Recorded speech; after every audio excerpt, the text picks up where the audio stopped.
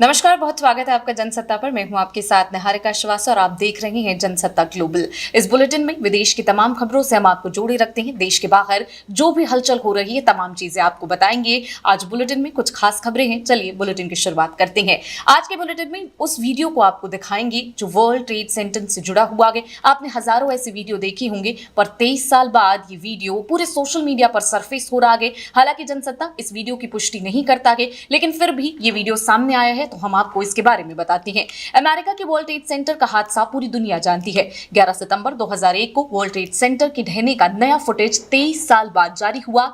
केई सोगुमोटो की ओर से ऑनलाइन अपलोड किए गए फुटेज में एक नया एंगल सामने दिख रहा है। अभी तक रिकॉर्ड किए गए ये किसी भी अन्य रिकॉर्डिंग की तुलना से अलग है और अलग तरीके से कैप्चर भी किया गया है। इस वीडियो में दिखाए गए एंगल पहले कभी नहीं देखे गए, खासकर कि टावरों से गिरने के दौरान होने वाला विस्फोट इस तरह पहले कभी नहीं देखा गया।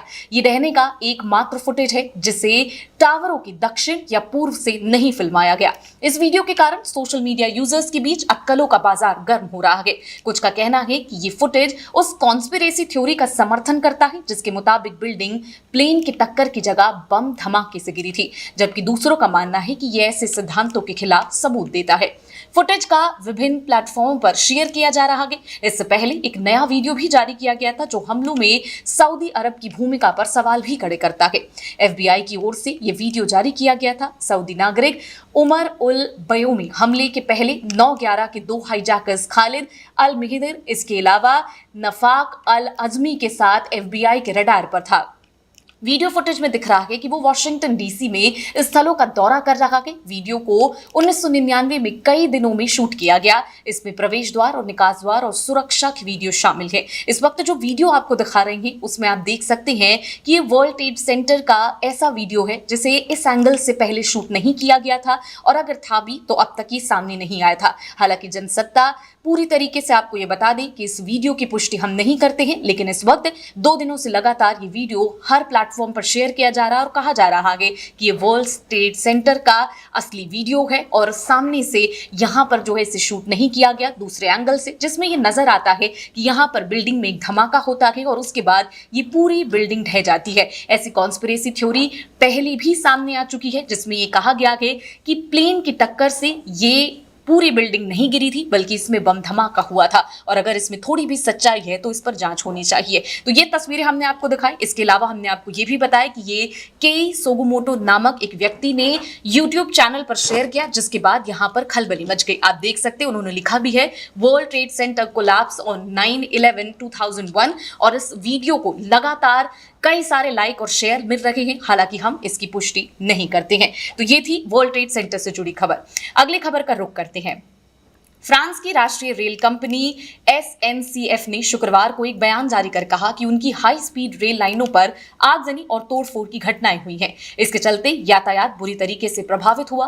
गौरतलब है कि आज पेरिस ओलंपिक की शुरुआत होने वाली है। आज ही उद्घाटन समारोह होना है। दुनिया भर के खेल प्रेमी पेरिस पहुंचे हुए हैं और यहाँ ऐसे में यातायात प्रभावित होने से उन्हें काफी परेशानी का सामना करना पड़ सकता है। आपको बता दें, SNCF ने घोषणा की है कि फ्रांस के पश्चिम, उत्तर और पूर्व में स्थित जितनी भी लाइनें हैं वो प्रभावित हुई हैं। इससे पड़ोसी देश बेल्जियम और लंदन जाने वाली ट्रेनें भी प्रभावित हो रही हैं। पेरिस ओलंपिक के उद्घाटन समारोह में अब कुछ घंटे ही बचे हैं, लेकिन सरकारी अधिकारियों ने इन घटनाओं की निंदा कर दी है जो फ्रांस के आसपास हो रही हैं। हालांकि इन घटनाओं का खेलों से जुड़े होने का कोई तत्काल संकेत नहीं मिल रहा।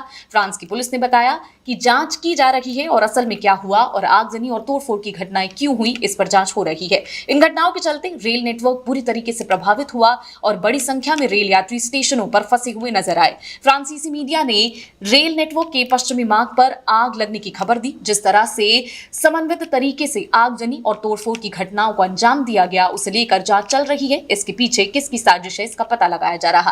फ्रांस में कई ट्रेनों के मार्ग बदले गए हैं तो कई ट्रेनें रद्द हो गई हैं। आपको बता दें कि लोगों से अपनी यात्राएं फिलहाल रद्द करने की अपील यहां पर SNCF ने कर दी है और उन्हें रेलवे स्टेशनों से दूर रहने की सलाह दी। मीडिया रिपोर्ट्स के अनुसार आगजनी और तोड़फोड़ की घटनाओं के करीब 8 लाख यात्री इससे प्रभावित हुए हैं। इसी बीच यहां पर बयान हमारे सामने है। बयान में अधिकारी क्या कुछ कह रहे हैं आपको सुनवाते हैं।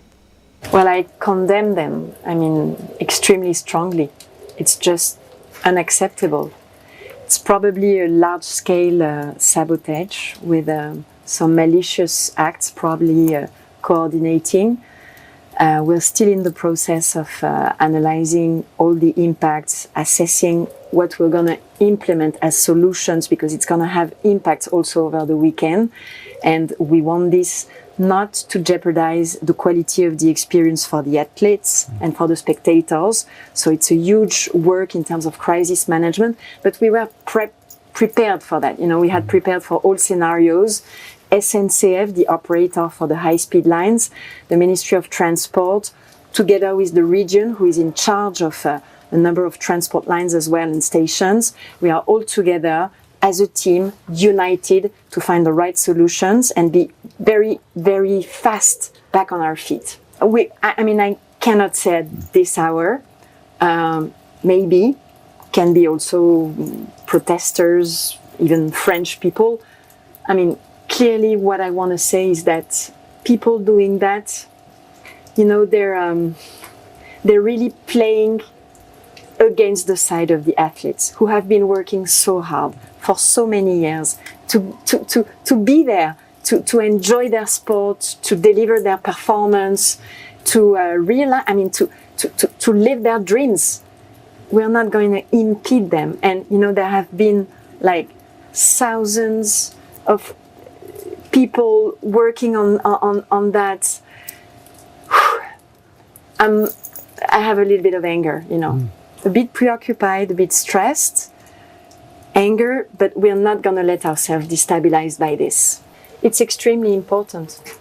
We owe that to them, and they feel that presence, they see it, so it's very reassuring for them. And Paris is a very safe place. It's going to be tonight a very safe place because we have anticipated everything, because we really have mobilized a huge number, almost 50,000 security forces, including the military and the private security officers. So security is there. And, you know, sometimes the last days we've been a little bit criticized by the heaviness of the procedures we have put in place. When you see what happened this night at 4 a.m., you realize that we were right to anticipate all negative possible impacts. तो आप France के sports minister को सुन रहे थे। उन्होंने कहा कि इस तरह की तमाम घटनाओं की निंदा हम करते हैं। हालांकि उन्होंने ये भी कहा कि इस पूरी घटना को खेल से जोड़ना सही नहीं होगा और उस वक्त जब कुछ ही घंटों में इन तमाम चीजों की शुरुआत होने वाली है और खिलाड़ी लगातार यहां पर पहुंच रहे हैं। आपको बता दें कि ये पहली घटना नहीं है। पेरिस में लगातार इस तरह की घटना देखी जा रही है जिसमें कहीं खिलाड़ियों के साथ लूटपाट हो रही है, ग्राउंड में जो फैंस हैं वो खिलाड़ियों पर बोतलें और सामान फेंक रहे हैं। इस तरह की तमाम चीजें जो हैं वो हो रही हैं, जिस पर स्पोर्ट्स मिनिस्टर ने साफ तौर पर कहा ये हमारे देश की छवि खराब कर रखा है। अब उस खबर की बात करते हैं जिसका सभी स्पोर्ट्स फैंस को इंतजार है। अब बस कुछ ही घंटे और पेरिस में खेलों का महाकुंभ लगेगा, जहां दुनिया भर के 10,000 से ज्यादा खिलाड़ी अपनी किस्मत आजमाएंगे। गोल्ड, सिल्वर और ब्रॉन्ज के लिए जी जान लगाने वाले हैं। कुछ ही घंटे बाद इन खेलों की आधिकारिक शुरुआत के साथ भव्य ओपनिंग सेरेमनी का आयोजन होगा। भारत के खेल इतिहास के 128 सालों में पहली बार ऐसा होगा जब किसी ओलंपिक खेलों की ओपनिंग सेरेमनी स्टेडियम में नहीं बल्कि सीन नदी के किनारे ऐतिहासिक रूप में होगी। जी हां, पेरिस ओलंपिक की ओपनिंग सेरेमनी किसी भव्य स्टेडियम में नहीं बल्कि नदी पर होगी। पेरिस के बीच बहती सीन नदी इस ऐतिहासिक ओपनिंग सेरेमनी की गवाह बनेगी। इस नदी पर नाव में बैठकर दुनिया के 206 देशों के एथलीट्स मार्च पास्ट का हिस्सा बनेंगे। ये खिलाड़ी 92 नाव में बैठकर आईफल टावर की ओर जाएंगे। भारतीय दल में पीवी सिंधु महिला ध्वजवाहक और टेबल टेनिस खिलाड़ी शरद कमल पुरुष ध्वजवाहक होंगे। आपको बता दें, पेरिस ओलंपिक के आयोजकों की तरफ से अब तक ये नहीं बताया गया है कि कौन कौन से सेलिब्रिटी ओपनिंग सेरेमनी में हिस्सा लेंगे। कई मीडिया रिपोर्ट्स में दावा किया गया है कि पॉप स्टार लेडी गागा और इसके अलावा सेलिन डियोन परफॉर्म करती वहां पर नजर आएंगी। ये भी बताया गया कि डियोन और गागा पेरिस पहुंच चुकी हैं। सेरेमनी के लिए कोरियोग्राफर मॉडले पेडेक ने बताया कि नदी के हर पुल पर डांसर्स मौजूद रहेंगे। टीम में 3000 डांसर और कलाकार शामिल हैं। वहीं पेरिस ओलंपिक की ओपनिंग सेरेमनी भारतीय समय अनुसार रात 11 बजे शुरू होगा, जबकि पेरिस के समय अनुसार ये शाम 7 बजे शुरू होने वाला है। तो ज्यादा देर अब नहीं बचे हैं। तैयारियों की तस्वीर हमने आपको दिखाई, देख सकते हैं। सी नदी के चारों तरफ तमाम जगहों पर गद्दियां जो हैं वो लग चुकी हैं। इसके अलावा आप देख सकते हैं आईफिल टावर पर ओलंपिक का जो सिंबल है वो भी टांग दिया गया है और हर जगह चकाचौंध नजर आ रही है। हमारे समय यानी कि भारत के समय के अनुसार 11 बजे ओपनिंग सेरेमनी होगी और अगर पेरिस के समय अनुसार की बात करें तो 7 बजे ये सेरेमनी शुरू होगी और 128 साल के इतिहास में ये पहली बार होगा जब ये सेरेमनी किसी स्टेडियम में नहीं बल्कि नदी के बीचों बीच होगी और ये देखने लायक समा होगा। फिलहाल आपको बयान सुनवाते हैं, हमारे पास अधिकारियों के बयान हैं, क्या कुछ कह रहे हैं तैयारियों को लेकर और ये कितना बड़ा इवेंट होने वाला है इसके बारे में सुनिए। We're just a few hours away now from the opening ceremony of the Paris Olympic Games.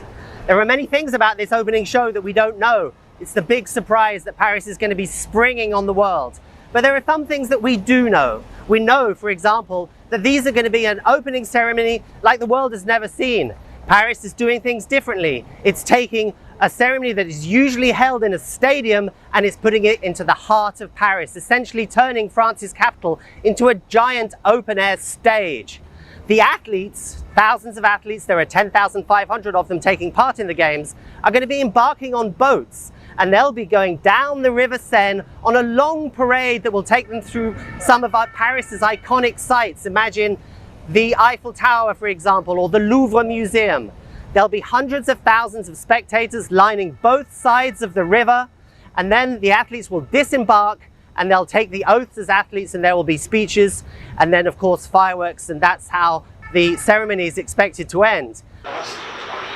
तो उन्होंने बताया कि किस तरीके की यहाँ पर तैयारियां जो हो रही है। उन्होंने कहा कि ऐसा पूरा जो प्रोग्राम यहाँ पर बनाया गया कि वो आप में से कभी भी किसी ने नहीं देखा होगा। एफिल टावर, फायरवर्क, इन तमाम चीज़ों की तैयारी, दोनों साइड पर आपको डांसर्स नजर आएंगे जो एक से एक बढ़कर परफॉर्मेंस जो है वो यहाँ पर देते हुए नजर आएंगे। तो आप देख सकते हैं इस वक्त पेरिस जो है पूरे तरीके से तैयार है हर एथलीट का वेलकम करने के लिए और सी नदी को बेहद खूबसूरती से सजाया गया है। तस्वीरें आपको लगातार दिखा रहे हैं दोनों ही ओर यहाँ पर सीटें जो है वो लगा दी गई है। दूर दूर से लोग पेरिस आ रहे हैं ओलंपिक के इन खेलों को देखने के लिए और यहाँ पर आप देख सकते हैं हर एक चीज की तैयारी जो है वो काफी ज्यादा बढ़िया यहाँ पर नजर आ रही है और अब से थोड़ी देर में इन तमाम चीजों की शुरुआत जो है वो हो जाएगी। Huge security challenge for the French authorities by taking it out of a stadium into a much more complex urban environment. There are tens of thousands of police officers that are going to be securing the show. We've got the airspace over Paris will be closed for the duration of the ceremony. And then, of course, there are the big surprises that we're all expecting. Who is going to be singing, for example? Who's going to be performing? The French press is already saying that Lady Gaga perhaps is on that list. Celine Dion has apparently flown in on a private jet. Might she be one of the stars of the show? And then, of course, the most tightly kept secret, which is who will be given the honor of lighting the cauldron. That's one of the signature moments of the games.